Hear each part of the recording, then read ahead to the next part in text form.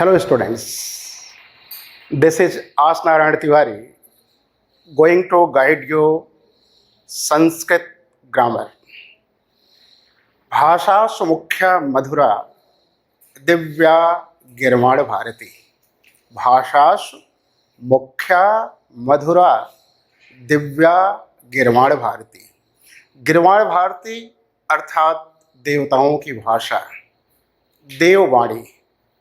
संस्कृत भाषा को देवताओं की भाषा कहा जाता है. वस्तुतः संस्कृत एक प्रमुख भाषा है और मधुर है. किसी भी भाषा को जानने के लिए, उसमें निपुण होने के लिए यह अत्यंत आवश्यक है कि आप उसके शब्दकोश और उसके व्याकरण को भली बात पढ़ लें. आइए आज संस्कृत व्याकरण के संदर्भ में अध्ययन किया जाए. संस्कृत व्याकरण में एक महत्वपूर्ण पक्ष है धातु साधित अव्यय. धातु साधित अव्यय दो शब्दों से बना है, धातु साधित और दूसरा अव्यय. अव्यय अर्थात क्या? अव्यय शब्द में ही इसका पारिभाषिक अर्थ छुपा हुआ है.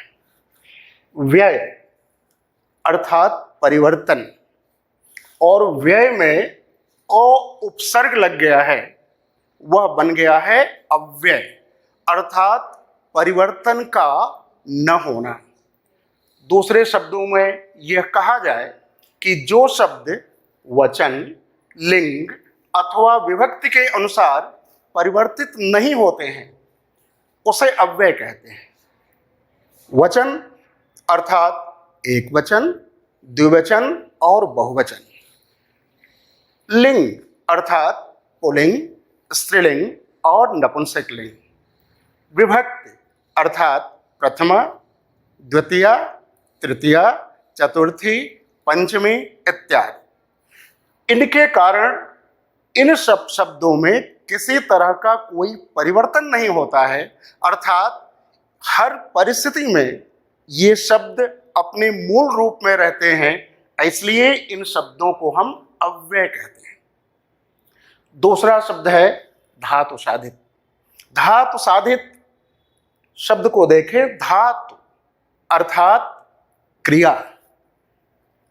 क्रिया में लगने वाले प्रत्यय को अव्यय कहते हैं.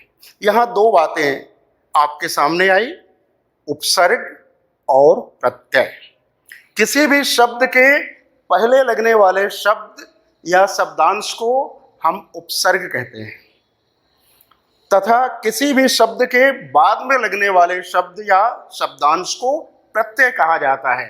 तो जब क्रिया में लगने वाले प्रत्यय को ही हम धातु साधित अव्यय कहते हैं. उदाहरण के द्वारा स्पष्ट करते हैं. उदाहरण गम. गम यानी गच्छ, गच्छ यानी जाना. जाना इस क्रिया में प्रत्यय आप लगा दें तो यह बन जाता है गत्वा.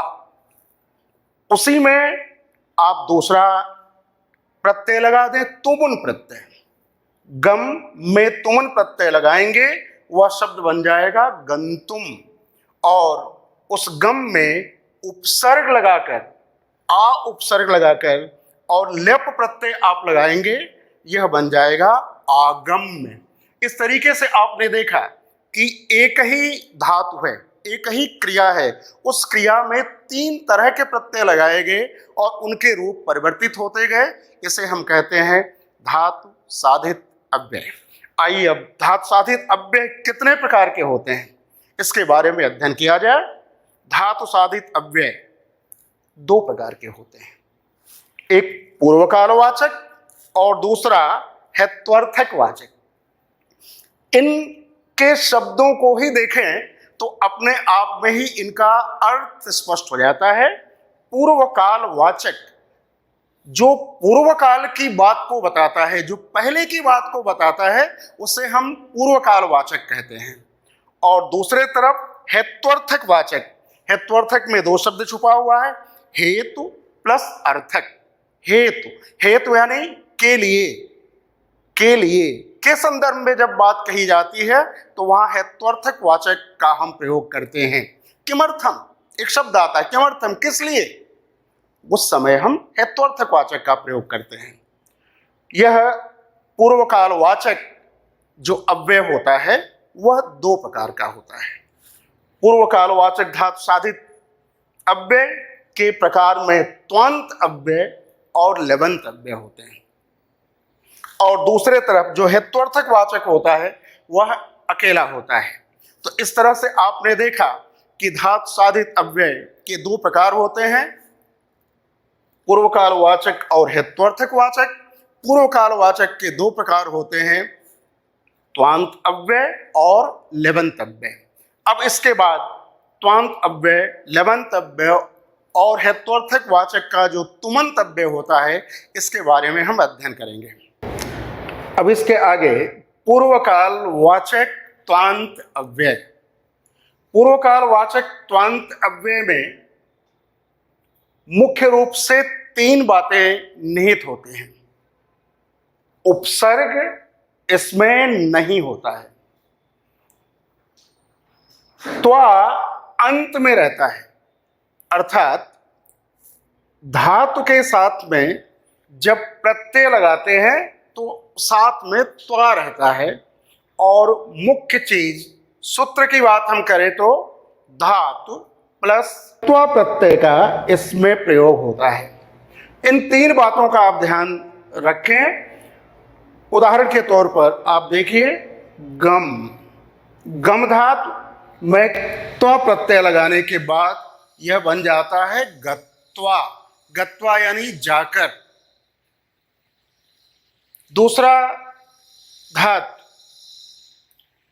पठ, पठ यानी पढ़ना, में त्वा प्रत्यय लगाने के बाद यह बनता है पठित्वा, पठित्वा अर्थात पढ़कर।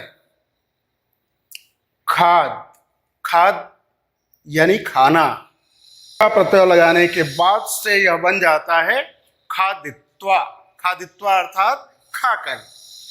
नी, नी त्वा प्रत्यय लगाने के बाद यह बनता है नित्वा। तो इस तरह से नी में त्वा प्रत्यय लगा, नित्वा। आपने ये देखा कि पूर्व काल वाचक त्वांत के तीन रूपों के बाद आप उसके धातु में त्वा प्रत्यय लगाकर किस तरह से इनके रूपों को परिवर्तित कर सकते हैं। एक उदाहरण लेकर वाक्य में हम किस तरीके से परिवर्तन लाते हैं त्वांत अव्यय के माध्यम से, यह हम यहाँ अध्ययन करेंगे। उदाहरण के तौर पर, रामः विद्यालयं गच्छति, पाठं पठति च। रामः विद्यालयं गच्छति, पाठं पठति च। इस वाक्य में दो क्रियाएं एक साथ हो रही हैं, गच्छति और पठति। इन दोनों में जो क्रिया पहले होगी अर्थात पूर्व में होगी, उस क्रिया को हम त्वांत में परिवर्तित कर देंगे। गच्छत यानी जाना, राम विद्यालय जाता है, और पाठम पठति च, और पाठ पढ़ता है। पहले वो विद्यालय जाता है और विद्यालय जाने के बाद पाठ पढ़ता है, यानी विद्यालय जाने की जो क्रिया है वह पहले हो रही है। गच्छति क्रिया जो गम धातु है वह पूर्व में हो रहा है, इस वजह से त्वांत अव्यय में प्रयोग होगा गम का, और वाक्य बन जाएगा रामः विद्यालयं गत्वा पाठं पठति। दूसरा, यहां आपने देखा अव्यय च आए हैं, ये वे अव्यय हैं जिनके मूल रूप में कहीं भी प्रयोग में आए कहीं कोई अंतर नहीं आता है। च है, च, किम, कुत्र, यत्र, तत्र, सर्वत्र, यथा, तथा, ऐसे अनेकों अव्यय हैं उन्हीं में से च आया हुआ है। इसका यहाँ इसको हटा देंगे, यह इसमें प्रयोग में नहीं आएगा। तो इस तरीके से रामः विद्यालयं गत्वा पाठं पठति। पूर्वकालवाचक त्वांत अव्यय के उपरांत हम देखते हैं पूर्वकालवाचक लेवंत अव्यय। जैसा कि आरंभ में आपको बताया गया कि पूर्वकालवाचक दो प्रकार के होते हैं, त्वांत अव्यय और लेवंत अव्यय। अब इसमें कौन कौन सी बातें ध्यान में रखनी पड़ती है? सबसे पहले उपसर्ग रहता है, दूसरा यह अंत में रहता है, और तीसरा जो मुख्य बात है, धातु के पहले उपसर्ग और धातु में लेप प्रत्यय का प्रयोग करते हैं और इस प्रकार लेवंत अव्यय बन जाता है। जैसे आ उपसर्ग है, गम धातु है, लप प्रत्यय इसमें जब लगाएंगे तो यह बन जाएगा आगम्य। यह एक प्रश्न आपके मन में उठ सकता है कि यह तो लप है और यहां सिर्फ यह है। वक्त जब शब्द में परिवर्तित करते हैं, जब धातु साधित अव्यय बनता है, तो उस समय ल और प इनका लोप हो जाता है और इस तरह से यह शब्द बनते हैं। दूसरा शब्द आप देखें, उप क्री लप, उप उपसर्ग, क्री धातु, लप प्रत्यय और पूरा मिलाने के बाद यह बनता है उपकृत्य।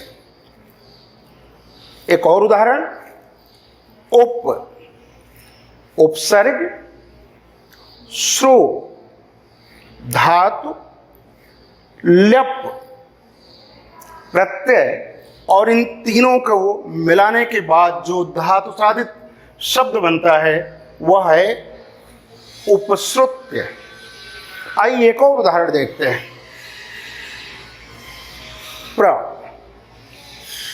उपसर्ग, वच धातु, लप प्रत्यय, यह लगाने के बाद जो धातु साधित शब्द बनता है वह है प्रवाच्य। तो अनेकों उदाहरणों के आधार पर आपने देखा कि उपसर्ग, धातु और लप प्रत्यय लगाने के बाद धातु साधित लेवंत अव्यय बनता है। एक उदाहरण के द्वारा वाक्य को परिवर्तित करते हैं। रमा कक्षायां प्रविशति, आसने उपविशति च। फिर देखें, रमा कक्षायां प्रविशति, आसने उपविशति च। यहाँ दो क्रियाएं एक साथ हो रही हैं। एक वाक्य में एक है प्रविशति और दूसरी है उपविशति। इन दोनों क्रियाओं में कौन सी क्रिया पहले हो रही है, उस क्रिया को लेवंत में परिवर्तित करेंगे, क्योंकि लेवंत अव्यय पूर्वकालवाचक होता है। यह पहले की बात को बताता है। रमा कक्षा में प्रवेश करती है, उसके बाद वह आसन पर बैठती है, अर्थात कक्षा में प्रवेश करना यह क्रिया पहले हो रही है और इस कारण प्रविशति को लेवंत अव्यय में परिवर्तित करेंगे और यह शब्द बनता है प्रविश्य। परिवर्तित होगा रमा कक्षायाम प्रविश्य आसने उपविशति। तो इस तरह से आपने देखा कि पूर्वकालवाचक त्वांत अव्यय और लेवंत अव्यय क्या होते हैं, इनके कौन कौन से मुख्य बिंदु हैं जिधर आप ध्यान रखते हैं, इनको परिवर्तित किस तरह से करते हैं, और सेंटेंस को जब ट्रांसफॉर्म करने की बात आती है, वाक्य को जब परिवर्तित करने की बात आती है, तो त्वांत और लेवंत किस तरीके से वाक्य में परिवर्तित किए जाते हैं। नेक्स्ट है हेत्वार्थक वाचक तुमंत अव्यय। तुमंत अव्यय हेत्वार्थक वाचक होता है। हेतु अर्थक, हेत अर्थात के लिए, इनके कौन कौन से मुख्य बिंदु हैं जिसका आप ध्यान रखेंगे। हेतु, हेतु अर्थात के लिए अर्थ में प्रयोग होता है। तुम अंत में रहता है, अंत में तुम रहता है। तुम मूल धातु में तुमन प्रत्यय जब लगाते हैं तो वह तुमंत अव्यय बन जाता है और तुमंत अव्यय हेत्वार्थक वाचक होता है। कुछ उदाहरणों को द्वारा इसे स्पष्ट करेंगे।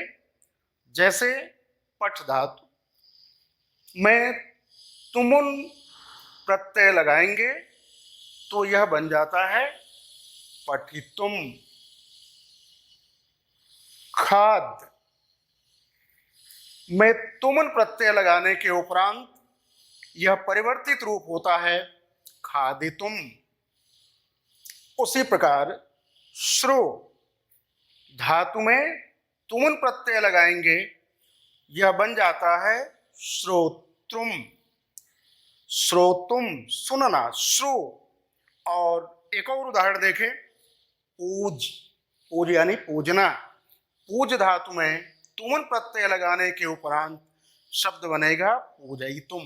तो पठितुम, खादितुम, श्रोतुम, पूजयितुम, ये सब हेत्वार्थक वाचक तुमंत अव्यय के उदाहरण हैं।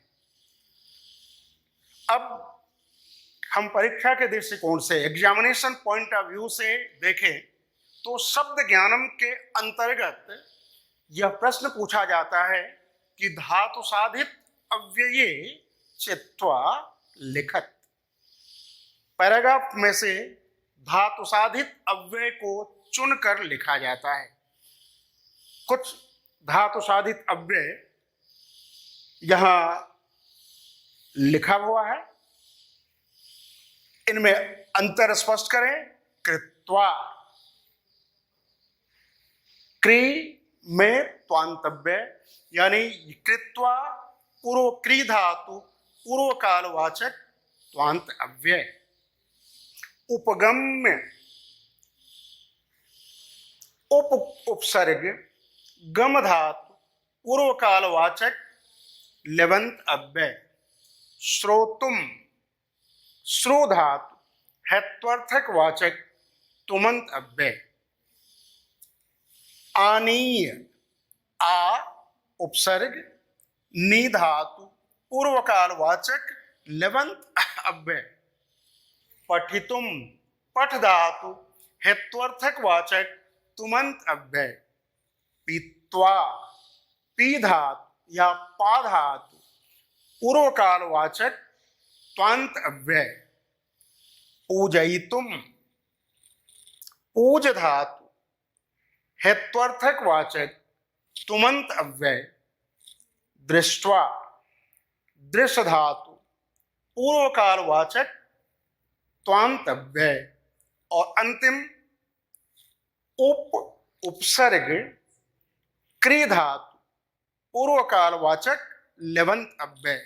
तो इस प्रकार अनेक उदाहरणों के माध्यम से आपने देखा कि किस तरीके से धातु साधित अव्यय को हम पहचानते हैं या वाक्य में परिवर्तित करते हैं।